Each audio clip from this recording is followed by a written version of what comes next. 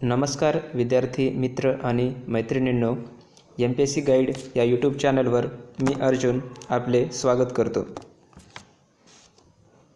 मित्रांनो, आज आपण संविधानाच्या प्रिॲम्बल म्हणजेच प्रास्ताविका म्हणजेच उद्देशिका याविषयी जाणून घेणार आहोत। त्याचबरोबर या घटकावर परीक्षेमध्ये कशा प्रकारचे प्रश्न विचारले जाऊ शकतात यांचाही अभ्यास करणार आहोत। तर आपल्या प्रास्ताविकेला सुरुवात करण्यापूर्वी काही घटक आपण अभ्यासूया। जगामध्ये प्रास्ताविका मांडण्याचा सर्वप्रथम प्रयोग हा अमेरिकेने केला। तो संविधानासाठी प्रास्ताविका असणारा जगातला पहिला देश आहे। N.A. पालखीवाला यांनी आपल्या संविधानाविषयी एक वाक्य सांगितलेलं आहे, ते असे की preamble is the identity card of the constitution.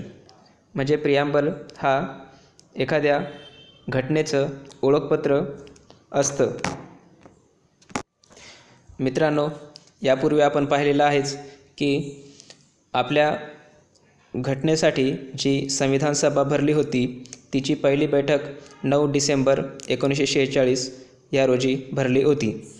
11 December 1946 रोजी परमनंट अध्यक्ष म्हणून डॉक्टर राजेंद्र प्रसाद यांची निवड केली गेली आणि त्याच्या तिसऱ्या दिवशी 13 डिसेंबर 1946 रोजी पंडित जवाहरलाल नेहरू यांनी संविधान सभेमध्ये उद्दिष्टांचा ठराव मांडला। त्यालाच ऑब्जेक्टिव्ह रिझोल्यूशन असे म्हणतात आणि तो ठराव 22 जानेवारी 1947 ह्या दिवशी स्वीकृत केला गेला। मित्रांनो, आपल्या प्रिॲम्बलमध्ये आपल्या उद्देशिकेमध्ये फक्त एकदा घटनादुरुस्ती झालेली आहे, जी आपण पुढे अभ्यासणारच आहोत। ती घटनादुरुस्ती ही 42वी घटनादुरुस्ती 1976ची आहे। त्यानुसार आपल्या उद्देशिकेत 3 शब्द समाविष्ट केले गेले, ते म्हणजे समाजवादी, त्यालाच सोशलिस्ट म्हणतात, धर्मनिरपेक्ष म्हणजेच सेक्युलर आणि एकात्मता, त्यालाच इंग्रजीतून इंटेग्रिटी असे म्हणतात। मित्रांनो, इथे दखल घेण्यासारखी आणखी एक गोष्ट म्हणजे आपलं ज्या वेळेस आपलं संविधान हे तयार झालं तर संपूर्ण संविधान हे पहिल्यांदा स्वीकारलं गेलं आणि त्याच्यानंतर ही प्रास्ताविका स्वीकारली गेली। मित्रांनो, आपल्या उद्देशिका ही पुढीलप्रमाणे आहे। ह्या उद्देशिकेतील जे लाल रंगातील शब्द आहेत ते खूप महत्त्वाचे आहेत आणि त्यांचा अर्थ देखील बराच मोठा होतो। ह्या शब्दांचा अर्थ आपण पुढील स्लाइड्समध्ये अभ्यासणारच आहोत। सर्वप्रथम आपण उद्देशिका काळजीपूर्वक वाचूया। उद्देशिका काय म्हणते की आम्ही भारताचे लोक भारताचे एक सार्वभौम समाजवादी धर्मनिरपेक्ष लोकशाही गणराज्य घडवण्याचा व त्याच्या सर्व नागरिकांस सामाजिक, आर्थिक व राजनैतिक न्याय, विचार, अभिव्यक्ती, विश्वास, श्रद्धा व उपासना यांचे स्वातंत्र्य, दर्जाची व संधीची समानता निश्चितपणे प्राप्त करून देण्याचा आणि त्या सर्वांमध्ये व्यक्तीची प्रतिष्ठा व राष्ट्राची एकता आणि एकात्मता यांचे आश्वासन देणारी बंधुता प्रवर्धित करण्याचा संकल्पपूर्वक निर्धार करून आमच्या संविधान सभेत आज दिनांक 26 नोव्हेंबर 1949 रोजी याद्वारे हे संविधान अंगीकृत आणि अधिनियमित करून स्वतःप्रत अर्पण करत आहोत। मित्रांनो, इथे एक छोटी गोष्ट आहे पण अतिशय महत्त्वाची आहे, ती म्हणजे संविधान हे 26 नोव्हेंबर 1949 ह्या रोजी स्वीकारलं गेलं, मात्र 26 जानेवारी 1950 पासून तो अंमलात आणला गेला। म्हणजेच ह्या दोन्ही तारखा यामधील फरक आपल्याला माहिती असावा। घटना 26 जानेवारी 1950 रोजी अंमलात आली, तर 26 जानेवारी हा दिवस निवडण्यामागेही एक ऐतिहासिक कारण आहे। ते म्हणजे 1929च्या लाहोर अधिवेशनादरम्यान भारत स्वतंत्र झाला असं त्या तत्कालीन काँग्रेसने तसा ठराव मांडला आणि तो पास करून घेतला आणि देशाला आवाहन केलं की संपूर्ण देशामध्ये 26 जानेवारी हा दिवस स्वतंत्र दिन म्हणून पाळला जावा. त्या दिवसाची आठवण म्हणून 26 जानेवारी 1950 पासून भारताचं संविधान हे अंमलात आणलं गेलं. मित्रांनो, इथे परीक्षेच्या दृष्टिकोनातून नेमकं काय महत्त्वाचं आहे ते मी सांगतोय. हा जो क्रम आहे, सार्वभौम, समाजवादी, धर्मनिरपेक्ष, लोकशाही, गणराज्य, थोडक्यात सा स ध लो ग, हा क्रम तुम्हाला माहिती पाहिजे. परीक्षेमध्ये हा क्रम विचारला जाऊ शकतो. त्याचबरोबर न्याय, स्वातंत्र्य, समानता, बंधुता हा क्रम देखील आपल्याला माहिती असायला हवा. तसेच विचार, अभिव्यक्ती, विश्वास, श्रद्धा व उपासना हा क्रम देखील आपल्याला माहिती हवा. स्वातंत्र्य हे कशा प्रकारचं आहे हे यामध्ये दिलं गेलेलं आहे. मित्रांनो, आपली प्रास्ताविका काय सांगते ते आपण जाणून घेऊया. आपली प्रास्ताविका आपल्याला 4 मुद्द्यांविषयी जाणीव करून देते. पहिला आहे की सत्तेचा स्रोत काय आहे, म्हणजेच भारतामध्ये इलेक्शन्स होतात, कोणती तरी पार्टी सत्तेमध्ये येते, पण ती सत्ता मिळवते म्हणजे नेमकी कुठून मिळवते, ते जे पॉवर्स असतात ते त्यांना कुठून येतात, तर ते येतात भारतीय लोकांपासून, भारताच्या लोकांपासून. तर इथे सत्तेचा स्रोत हा भारताचे लोक आहे, ना की संसद किंवा सुप्रीम कोर्ट किंवा असं कोणतंही इन्स्टिट्यूशन नसून सत्तेचा स्रोत हे पीपल ऑफ इंडिया म्हणजेच भारताचे लोक आहे. दुसरा पॉईंट असा आहे की आपली प्रस्तावना ही भारत नेमका कशा प्रकारचा देश आहे हे दर्शवते. तर भारत हा सार्वभौम आहे, समाजवादी आहे, धर्मनिरपेक्ष आहे, लोकशाही आहे आणि गणराज्य आहे. आपल्या घटनेचं उद्देश काय आहे, तर ते आहे न्याय, स्वातंत्र्य, समता आणि बंधुता. त्याचबरोबर चौथी गोष्ट आपली प्रस्तावना अशी दर्शवते ती म्हणजे घटनेची स्वीकृती. त्या स्वीकृतीचा दिनांक तो आहे 26 नोव्हेंबर 1949. मित्रांनो, यानंतर आपण प्रस्तावनेतील जे महत्त्वाचे शब्द बघितलेत त्या शब्दांचा थोडक्यात अर्थ जाणून घेणार आहोत. यापूर्वीही ह्या शब्दांच्या अर्थांवर परीक्षेमध्ये प्रश्न विचारला गेलेला आहे आणि यापुढेही विचारला जाऊ शकतो. तर सार्वभौम म्हणजे काय? सार्वभौम म्हणजे एखादा देश जो कोणत्याही इतर देशावर अवलंबन नसतंय, त्याचबरोबर कोणत्याही देशाच्या प्रभावाखाली काम करत नाही, म्हणजेच तो पूर्णतः स्वतंत्र असतो. स्वतःच्या देशासाठी ज्या कायद्यांची गरज आहे तो कोणत्याही देशांची भीती किंवा दबाव न बाळगता, दबाव झुगारून देऊन त्या प्रकारचे तो कायदे करू शकतो. तो देश हा सार्वभौम म्हणून ओळखला जातो. तर भारत हा सार्वभौम देश आहे.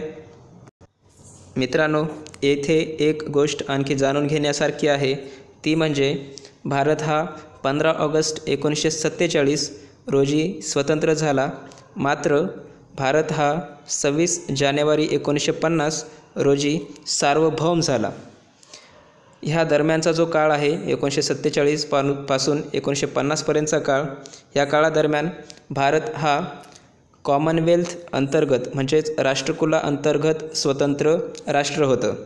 म्हणजेच जो ब्रिटनचा राजा किंवा राणी आहे त्याला भारतानं राष्ट्रकुलाचा राजा किंवा राणी म्हणून मान्यता दिली होती. मात्र 1950 नंतर भारत हा पूर्णतः सार्वभौम देश बनला. मित्रांनो, संविधान सभेमध्ये सार्वभौमत्व ह्या संकल्पनेवर देखील डिबेट झाली होती. त्यामध्ये काही जणांनी आक्षेप घेतला होता की भारत जर राष्ट्रकुलाचं सदस्यत्व पत्करत असेल तर तो आपलं सार्वभौमत्व गमावणार तर नाही ना. तर त्यावेळेस पंडित नेहरू यांनी असं उत्तर दिलं होतं की एखाद्या देशाशी किंवा एक किंवा अनेक देशांसोबत मिळून एखादी संघटना तयार करणे किंवा त्या संघटनेचं सदस्य होणे म्हणजे देशाचं सार्वभौमत्व गमावणं नसतं. कारण हे देश काही कॉमन बेनिफिट्स घेऊन सोबत आलेले असतात आणि एकमेकांच्या हितासाठी काम करत असतात. ते त्या संघामधून किंवा त्या ग्रुपमधून बाहेरही पडू शकतात. म्हणून एखाद्या संघटनेचा सदस्य होणे म्हणजे सार्वभौमत्व गमावणे नसतं. इथे सार्वभौमत्वाचा आणखी एक अर्थ असाही होतो की भारत हा एखाद्या परराष्ट्राचा प्रदेश बळकावू शकतो किंवा घेऊ शकतो किंवा त्या देशाला आपला प्रदेश, आपला भूभाग हा देऊही शकतो. मित्रांनो, यानंतरचा क्रमांक येतो समाजवादी. भारत आपण नुकतंच पाहिलं की 42वी घटनादुरुस्ती 1976 अंतर्गत 3 शब्दांचा प्रास्ताविकेमध्ये समावेश केला गेला. त्यापैकी एक आहे समाजवादी. समाजवादी हा शब्द मूलतः भारतीय घटनेत नव्हता, तसेच प्रास्ताविकेतही नव्हता. मात्र आपल्या घटनेमध्ये जे DPSP आहेत, म्हणजेच राज्य धोरणाची मार्गदर्शक तत्त्वे आहेत, त्यामध्ये प्रत्यक्ष तसेच अप्रत्यक्षरित्या समाजवाद ह्या संकल्पनेचा उल्लेख आढळून आला. तसेच सुरुवातीची स्वातंत्र्य मिळाल्यानंतरची काही वर्ष हे काँग्रेसचंच सरकार असल्यामुळे काँग्रेसची जी त्यावेळेसची विचारप्रणाली होती ती समाजवादी प्रकारची होती आणि 1950च्या आवडी अधिवेशनादरम्यान काँग्रेसने हे ऑफिशियली समाजवादी विचारप्रणाली म्हणून अवलंबली होती. त्यामुळे देखील समाजवादी ह्या शब्द नंतर प्रस्तावनेमध्ये समाविष्ट केला गेला. इथे आणखी एक गोष्टीचा मी उल्लेख करणार आहे, तो म्हणजे आपला समाजवाद हा मार्क्सवाद आणि गांधीवाद यांच्यामधील मध्य आहे. मार्क्सवाद म्हणतो की देशाची संपूर्ण संपत्ती ही समाजाच्याच मालकीची असावी, पण तो समाज चालवण्यासाठी जो शासन असतो तो त्याच्यावर पूर्ण अख्तियार करेल किंवा पूर्ण अधिकार त्या शासनाचा असेल. आणि गांधीवाद म्हणतो की देशाची संपत्ती ही त्या देशामध्ये राहणाऱ्या सर्व लोकांची असायला पाहिजे, त्यांच्यामध्ये ती समान वितरित झालेली पाहिजे. तर ह्या दोन भूमिकांचा मध्य म्हणजे आपल्या देशाचं समाजवादी तत्त्व होय. असंही म्हटलं जातं की भारताचा समाजवाद हा लोकशाही समाजवाद आहे आणि ह्या लोकशाही समाजवादाला अनुसरून एक जी अर्थव्यवस्था आहे ती अर्थव्यवस्था म्हणजे मिश्र अर्थव्यवस्था, जी स्वातंत्र्यानंतर भारताने स्वीकारली होती. मात्र पुढे LPG धोरण अवलंबलं गेलं आणि मग भारताची अर्थव्यवस्था ही मिक्स्ड इकॉनॉमीपासून लेसेस फेअर इकॉनॉमीकडे म्हणजे ओपन इकॉनॉमीकडे सध्या मार्गक्रमण करत आहे. मित्रांनो, यापुढील कन्सेप्ट आहे धर्मनिरपेक्षता. मित्रांनो, धर्मनिरपेक्षतेचा अभ्यास हा 2 प्रकारे केला जातो, सकारात्मक धर्मनिरपेक्षता आणि नकारात्मक धर्मनिरपेक्षता. नकारात्मक धर्मनिरपेक्षता म्हणजे कोणताही धर्म असेल त्या धर्माला बाजूला ठेवून एखादा देश त्याच्याशी संबंधित कायदे करतो, म्हणजेच धर्माचं त्या देशामध्ये जी संस्था चालते, जी व्यवस्था चालते त्या व्यवस्थेमध्ये हस्तक्षेप होत नाही. मात्र सकारात्मक धर्मनिरपेक्षतेमध्ये जेवढे काही देश आहेत त्या देशामध्ये जेवढे काही धर्म आहेत त्या धर्मांना अनुसरून, म्हणजेच कोणत्याही धर्माला न दुखावता ती शासन प्रणाली व्यवस्थितरित्या चालवावी लागते. म्हणजेच मग ते अल्पसंख्याक असतील किंवा बहुसंख्याक असतील. मित्रांनो, इथे नोंद घेण्यासारखी गोष्ट अशी आहे की धर्मनिरपेक्षता हा शब्द संविधानामध्ये कुठेही उल्लेखलेला नाही. 42व्या घटनादुरुस्तीनुसार तो प्रास्ताविकेमध्ये समाविष्ट केला गेलेला आहे. मात्र आपलं जे मूळ संविधान आहे ते मूळतःच धर्मनिरपेक्षता दर्शवतं. जसे की आर्टिकल 25 पासून 28 पर्यंत जे असे सांगतं की धर्माचं स्वातंत्र्य हे फंडामेंटल राईट म्हणजेच मूलभूत अधिकार असेल. मित्रांनो, सध्या फ्रान्स हा देश धर्मनिरपेक्षतेच्या विवादामध्ये सापडलेला आहे. माझी आपल्याला विनंती आहे की त्याविषयी करंट अपडेट्समध्ये जाणून घ्यावं, जेणेकरून परीक्षेमध्ये आपल्याला उपयोगी पडेल आणि धर्मनिरपेक्षता ही कन्सेप्ट आणखी चांगल्या प्रकारे समजून घेता येईल. ह्यापुढील संकल्पना आहे लोकशाही. मित्रांनो, आपण शाळेमध्ये असताना लोकशाही ह्या संकल्पनेची व्याख्या बघितलीच असेल. ती म्हणजे लोकांकडून लोकांद्वारे लोकांसाठी चालवलेलं राज्य म्हणजे लोकशाही. भारताची लोकशाही ही अप्रत्यक्ष संसदीय लोकशाही आहे. इथे 2 शब्द महत्त्वाचे आहेत, एक अप्रत्यक्ष आणि दुसरी संसदीय. मित्रांनो, लोकशाही ही प्रत्यक्ष किंवा अप्रत्यक्ष असते, तसेच संसदीय किंवा अध्यक्षीय असते. प्रत्यक्ष लोकशाहीमध्ये जी सरकार आहे ती प्रत्यक्षरित्या लोकांकडून निवडली जाते. त्याचबरोबर सरकारला पाडायचं असेल तीही प्रत्यक्षरित्याच पाडली जाते, किंवा लोकांकडून जे प्रतिनिधी निवडले गेलेले आहेत त्यांना प्रत्यक्षरित्याच परत बोलवल्या जातं. मात्र अप्रत्यक्ष लोकशाहीमध्ये असं होत नाही. अप्रत्यक्ष लोकशाहीमध्ये लोक आपल्यापैकीच एकाला प्रतिनिधी बनवतात आणि त्या प्रतिनिधीला संसदेवर किंवा कायदेमंडळावर निवडून देतात. तो प्रतिनिधी आपल्या लोकांच्या हितासाठी जाऊन संसदेमध्ये कायदे करतो किंवा आपल्या लोकांच्या संबंधीसाठी आवाज उठवतो. अध्यक्षीय लोकशाहीमध्ये अध्यक्ष हा प्रत्यक्षरित्या निवडला जातो. जसे की सध्या अमेरिकेमध्ये प्रेसिडेंट म्हणजेच अमेरिकी अध्यक्षाची निवडणूक चालू आहे. माझी आपल्याला विनंती आहे की त्याविषयीचे अपडेट्स आपण जाणून घ्यायला पाहिजे. भारताची लोकशाही ही संसदीय प्रकारची लोकशाही आहे. म्हणजेच इथे कायदेमंडळ असतं आणि त्याचबरोबर कार्यकारी मंडळ देखील असतं. मात्र कार्यकारी मंडळ हे कायदेमंडळाला जबाबदार असतं आणि देशाच्या लोकांच्या हितासाठी तिथे कायदे केले जातात. मित्रांनो, यापुढील संकल्पना आहे गणराज्य. भारत हा गणराज्य आहे. आपण 26 जानेवारी हा दिवस गणराज्य दिवस किंवा प्रजासत्ताक दिवस म्हणून पाळतो. का पाळतो? कारण 26 जानेवारी 1950 ह्या दिवशी आपली घटना अंमलात आणली. त्याच दिवशी आपल्या देशाचा प्रमुख निवडला गेला, जे की पहिले राष्ट्रपती म्हणून राजेंद्र प्रसाद ओळखले जातात. तर गणराज्यामध्ये देशाचा प्रमुख हा निवडणुकीद्वारे निवडला जातो. मित्रांनो, ब्रिटनने आपल्यावर जवळपास 150 वर्ष राज्य केलं. ब्रिटन हा लोकशाही देश आहे, पण गणराज्य नाही. कारण तेथील देशाचा प्रमुख हा निवडणुकीद्वारे निवडला जात नाही, तर तो वंशपरंपरेने निवडला जातो. ब्रिटन देशाचा प्रमुख हा राजा किंवा राणी असते.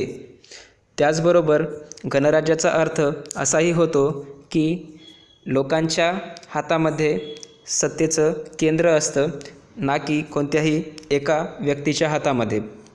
त्याचबरोबर गणराज्य म्हणजे असं राज्य जिथे कोणीही प्रिव्हिलेज्ड नाही, म्हणजेच कोणाला असा विशेष अधिकार नाही.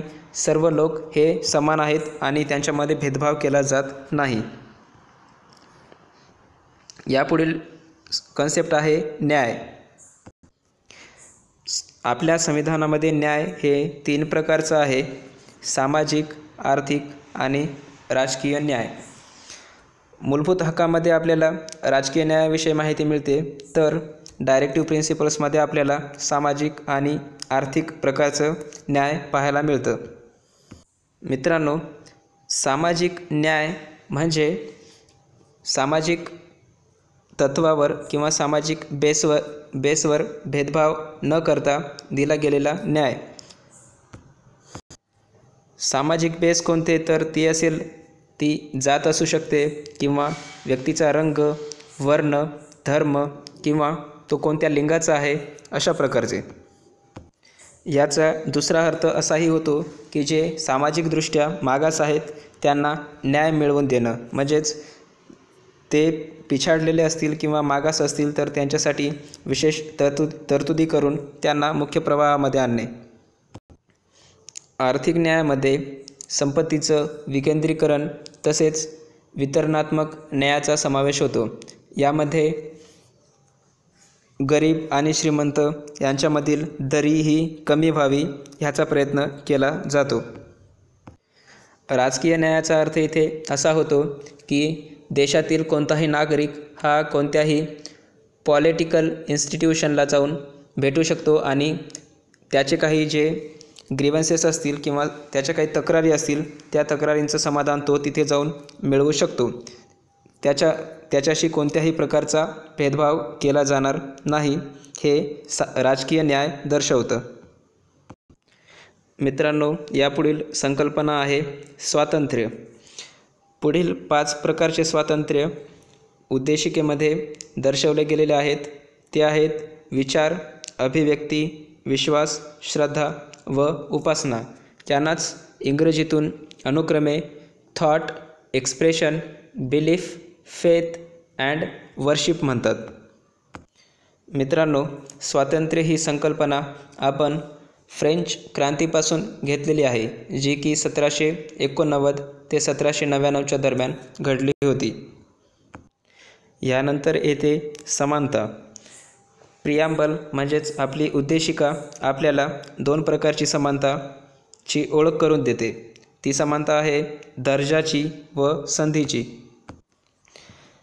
संविधानाच्या मूलभूत अधिकारामध्ये कलम 14 ते 18पर्यंत जे अधिकार दिले गेलेले आहेत ते समानता दर्शवते. त्यामध्ये कायद्यासमोर समानता असेल किंवा धर्म, जात, वंश, लिंग किंवा जन्मस्थान या तत्वांवर भेदभाव केला जाणार नाही हा असेल, किंवा सरकारी नोकरीशी संबंधित समानता असेल, त्याचबरोबर अस्पृश्यता असेल, त्याचबरोबर जे ॲबॉलिशन ऑफ टायटल्स कलम 18 आहे ती असेल, तसेच कलम 325 अंतर्गत मतदार यादीमध्ये नाव नोंदवणं असेल किंवा कलम 326 अंतर्गत मतदान करणे असेल, ह्या कलमांचा समावेश समानतेमध्ये होतो. यानंतरची संकल्पना आहे बंधुता. मित्रांनो, शाळेमध्ये आपण प्रार्थना म्हणताना म्हणायचो की सारे भारतीय माझे बांधव आहेत. देशाची एकता आणि अखंडता अबाधित राखण्यासाठी आपल्यावर लहानपणापासूनच अशा प्रकारचे संस्कार केले गेलेले आहेत.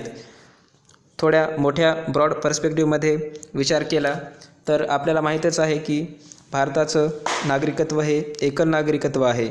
म्हणजेच आपल्याला देश स्तरावर म्हणून नागरिकत्व आहे, ना की राज्याचं नागरिक म्हणून. तर यामागचा उद्देश हाच होता की देशातील सर्व नागरिकांना आपण एक आहोत या गोष्टीची जाणीव सतत करून द्यायला हवी. कारण भारत ज्यावेळेस स्वातंत्र्य झाला 1947मध्ये, त्यावेळेस जवळपास 550 प्रांतांमध्ये तो विभागला गेला होता आणि एका प्रांताचं दुसऱ्या प्रांताशी विशेष असं काही ऋणानुबंध किंवा अटॅचमेंट नव्हती. मात्र जसे दिवस जात गेले, वर्ष जात गेले आणि आज आपण पाहतो की बऱ्याच मोठ्या प्रमाणात भारतामध्ये बंधुत्वाचं तत्त्व हे स्वीकारलं गेलेलं आहे. यानंतरचा महत्त्वाचा मुद्दा आहे की प्रास्ताविका एवढी महत्त्वाची का आहे याविषयी काही जाणकारांनी, यामधील काही लोक संविधान सभेचे सदस्य देखील होते, तर त्यांनी काही वाक्य दिलेली आहेत. तर ही वाक्य आपल्याला परीक्षेच्या दृष्टिकोनातून महत्त्वाची आहेत, म्हणून मी इथे यांना विशेष स्लाईडमध्ये घेऊन आलेलो आहे.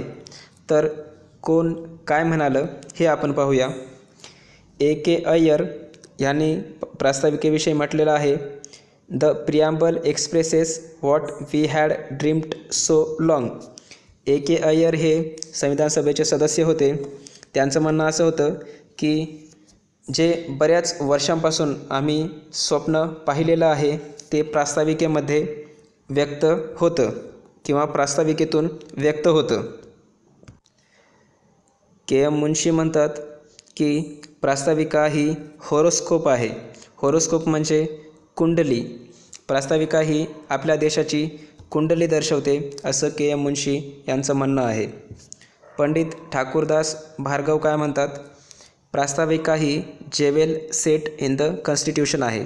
म्हणजेच संविधानामध्ये समावेश केलेला तो एक दागिना आहे. एम हिदायतुल्ला जे की भारताचे सरन्यायाधीश होते, त्यांनी आपल्या प्रास्ताविकेला सोल ऑफ अवर कॉन्स्टिट्यूशन म्हणजेच घटनेचा आत्मा असं म्हटलेलं आहे. मित्रांनो, हे व्यक्ती आणि ह्यांनी काय म्हटले, प्रास्ताविकेविषयी काय म्हटले, ह्याच्यावर जोड्या लावा प्रकारचा प्रश्न येऊ शकतं.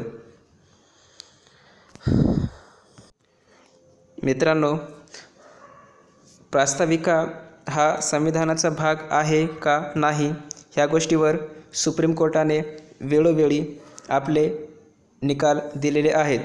तर ते खटले आणि त्या खटल्यामध्ये नेमकं सुप्रीम कोर्टानं काय सांगितलं होतं ते मी इथे दिलेलं आहे.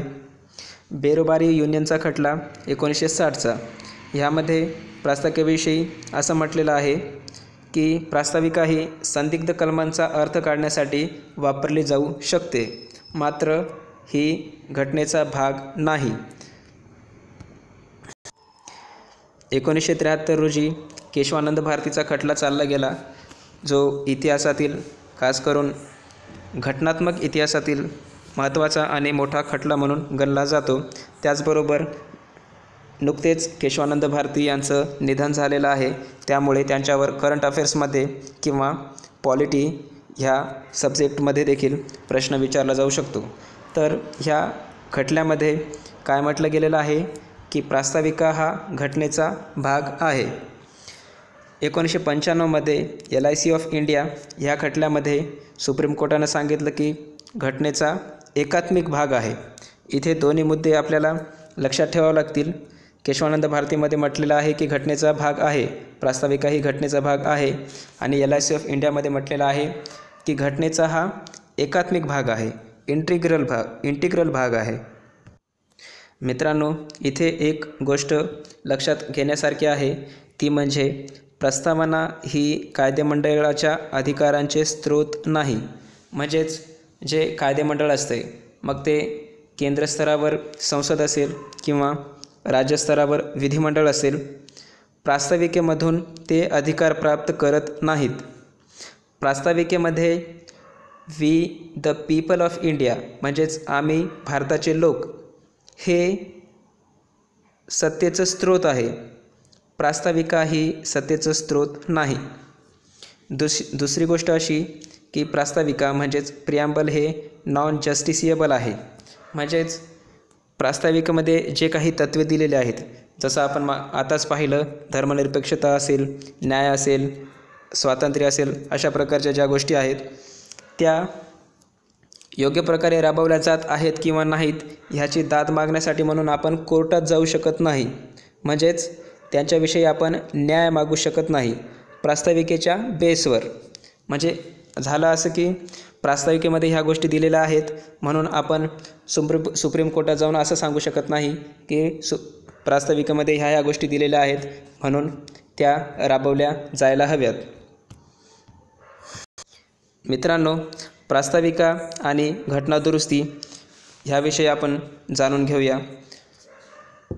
संविधान अंमलात आली तेव्हापासून प्रास्ताविकेमध्ये दुरुस्ती केल्या जाऊ शकते का नाही, कलम 368 अंतर्गत दुरुस्ती केल्या जाऊ शकते का नाही, यावर देखील वेळोवेळी सुप्रीम कोर्टामध्ये खल केला गेला. त्यामध्ये बेरोबारी युनियनचा खटला काय म्हणतो की प्रास्ताविकेत दुरुस्ती करता येणार नाही. मित्रांनो, आपण आताच पाहिलं की बेरोबारी युनियनमध्ये असं सांगितलं होतं की प्रास्ताविका ही घटनेचा भाग नाही आहे. मग जर एखादी गोष्ट घटनेचा भागच नाही आहे तर मग त्याच्यामध्ये दुरुस्ती करण्याचा प्रश्नच येत नाही. मात्र 1973च्या केशवानंद भारतीमध्ये सुप्रीम कोर्टाने आपला जो आधीचा निर्णय होता तो फिरवला आणि असं सांगितलं की प्रास्ताविकेमध्ये घटना दुरुस्ती करता येते, मात्र प्रास्ताविकेमध्ये जे काही मूलभूत घटक दिलेले आहेत, जी मूलभूत संरचना आहे, संविधानाची मूलभूत संरचना तसेच प्रास्ताविकेमध्ये जे मूलभूत घटक आहेत त्यांना धक्का न लावता आपण त्याच्यामध्ये बदल करू शकतो. मित्रांनो, राज्यसेवा मुख्य परीक्षा 2019मध्ये आपण जे प्रास्ताविका पाहिली त्यावर प्रश्न विचारला गेला होता. प्रश्न असा होता की भारतीय राज्यघटनेच्या सरनाम्याच्या सुरुवातीला समाविष्ट करण्यात आलेले आम्ही लोक हे शब्द डॅश डॅश राज्यघटनेमधून घेण्यात आले आहेत. आणि ऑप्शन असे होते अमेरिका, ब्रिटन, कॅनडा, ऑस्ट्रेलिया. मित्रांनो, ह्या व्हिडिओच्या सुरुवातीलाच आपण पाहिलं की अमेरिका हा देश प्रस्तावना स्वीकारणारा जगातील पहिला देश आहे, म्हणून या प्रश्नाचं उत्तर अमेरिका आहे. PSI 2018मध्ये गणराज्य या संकल्पनेवर प्रश्न आलेला आहे. प्रश्न असा आहे, भारतीय राज्यघटनेच्या उद्देशपत्रिकेनुसार भारत हे गणराज्य आहे, तर ह्या गणराज्याचा अर्थ कोणता? त्यामध्ये ए आणि बी असे दोन सेंटेन्स दिलेले आहेत आणि नंतर 1 2 3 4 असे ऑप्शन आहेत. तर एमध्ये आहे की गणराज्य म्हणजे देशात अनुवांशिक राज्यकर्ता नाही, आणि बीमध्ये आहे देशाचा प्रमुख हा विशिष्ट कालावधीसाठी जनतेकडून प्रत्यक्ष अथवा अप्रत्यक्षरित्या निवडलेला असतो. तर मित्रांनो, आपण ह्या आधीच्या स्लाईडमध्ये गणराज्याचा अर्थ चांगल्या प्रकारे समजून घेतलेला आहे. तर इथे ह्या प्रश्नाचं उत्तर येतं की अ आणि ब हे दोन्ही बरोबर आहेत. म्हणजेच गणराज्यामध्ये राज्यकर्ता हा अनुवांशिक नसतो, त्याचबरोबर तो जनतेकडून विशिष्ट कालावधीसाठी प्रत्यक्ष किंवा अप्रत्यक्षरित्या निवडला जातो. मित्रांनो, ASO मुख्य परीक्षा 2017मध्ये देखील ह्या घटकांवर प्रश्न विचारला गेलेला आहे. प्रश्न असा होता, भारतीय राज्यघटनेच्या सरनाम्याबाबत खालील विधाने विचारात घ्या. 3 विधाने दिलेली आहेत आणि त्याच्यानंतर ऑप्शन आहेत. विधाने अशी आहेत, अ सरनामा हा राज्यघटनेचा अविभाज्य अंग आहे. ब सरनाम्यातील तरतुदी या न्यायालयाद्वारे अंमलात आणता येतात. आणि क सरनामा हा विधिमंडळाच्या अधिकाराचे स्रोत म्हणून काम करू शकतो. आणि ऑप्शनमध्ये फक्त अ, फक्त क, फक्त ब क आणि अ ब क अशा प्रकारचे ऑप्शन आहेत. तर ह्या प्रश्नाचं उत्तर आहे फक्त अ, म्हणजेच सरनामा हा राज्यघटनेचा अविभाज्य अंग आहे. आपण नुकतंच पाहिलं की LIC ऑफ इंडिया 1995 अंतर्गत सुप्रीम कोर्टानं निकाल दिला होता की सरनामा हा घटनेचा एकात्मिक म्हणजेच अविभाज्य भाग आहे, म्हणजेच इंटिग्रल पार्ट आहे. त्याचबरोबर इथे पॉईंट 2मध्ये आपण सरनामा म्हणजेच प्रास्ताविका हा नॉन जस्टिसिएबल आहे असं म्हटलं होतं, म्हणजेच न्यायालयामध्ये जाऊन आपण त्याच्याविषयी दाद मागू शकत नाही. त्याचबरोबर जे क होतं त्यामध्ये अधिकाराचा स्रोत असं वाक्य दिलेलं होतं, जे की चुकीचं आहे. सरनामा हा विधिमंडळाच्या अधिकाराचा स्रोत नाही आहे. मित्रांनो, असिस्टंट 2016मध्ये ह्या घटकावर देखील प्रश्न विचारलेला आहे. प्रश्न असा आहे, खालीलपैकी कोणते विधान चुकीचे आहे? 4 ऑप्शन आहेत. नंबर 1 सरनामा अधिकाराचे उगमस्थान दर्शवतो. नंबर 2 सरनाम्याची अंमलबजावणी न्यायालयाद्वारे करता येत नाही. नंबर 3 सरनामा हा विधिमंडळाच्या अधिकाराचे स्रोत नाही. नंबर 4 सरनामा हा विधिमंडळाच्या अधिकारावर निर्बंध आणतो. तर चुकीचं वाक्य कोणतं हे आपल्याला निवडायचं होतं. तर यामध्ये उत्तर आहे ऑप्शन क्रमांक 4, सरनामा हा विधिमंडळाच्या अधिकारावर निर्बंध आणतो. तर सरनामा हा विधिमंडळाच्या अधिकारावर निर्बंध आणत नाही. त्याचबरोबर वरील तिन्ही वाक्ये ही बरोबर आहेत. ती वाक्ये आहेत, सरनामा अधिकाराचे उगमस्थान दर्शवतो. सरनामा हा अधिकाराचा स्रोत नाही आहे, पण तो उगमस्थान दर्शवतो. सरनाम्यामध्ये आपण पाहिलं की भारतीय लोक, we the people of India, म्हणजेच सरनाम्यामध्ये असा उल्लेख केलेला आहे की स्रोत नेमकं कुठे, सत्तेचं स्रोत नेमकं कुठे एकवटलेलं आहे, तर ते आहेत भारताचे लोक. दुसरं वाक्य होतं की सरनाम्याची अंमलबजावणी न्यायालयाद्वारे करता येत नाही, हेही वाक्य बरोबर आहे. आणि तिसरं वाक्य होतं सरनामा हा विधिमंडळाच्या अधिकारचे स्रोत नाही, हे देखील वाक्य बरोबर आहे. तर मित्रांनो, हा होता आजचा प्रास्ताविका आणि त्याच्याशी संबंधित महत्त्वाचे घटक, त्याचबरोबर विचारले गेलेले प्रश्न आपण अभ्यासले. मित्रांनो, तुम्हाला हा आमचा व्हिडिओ कसा वाटला हे आम्हाला कमेंट बॉक्समध्ये नक्की कळवा. त्याचबरोबर आमच्या व्हिडिओला लाईक करा, सबस्क्राईब करा आणि जास्तीत जास्त विद्यार्थ्यांपर्यंत पोहोचवा. धन्यवाद.